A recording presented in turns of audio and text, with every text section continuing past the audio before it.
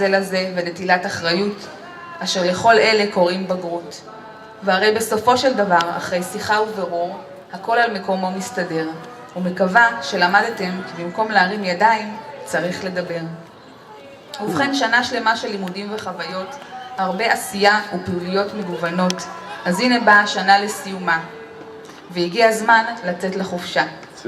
נגמרה עוד תקופה בחיים שבה סיימתם שלב. נהניתי מאוד להיות מורתכם, גם אם לא לכל השנה, וללוותכם בשלב הזה של חייכם.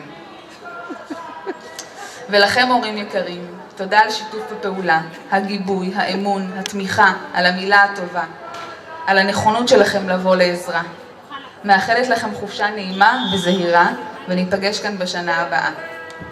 תודה מיוחדת לדפנה ולוועד ההורים. הודות לכם, כן, נגיע מכל כפיים. הודות לכם, היו לנו גם הנאות ושעשועים, מסיבות חגים ובילויים. לכל הצעה הייתם נכונים לעזור.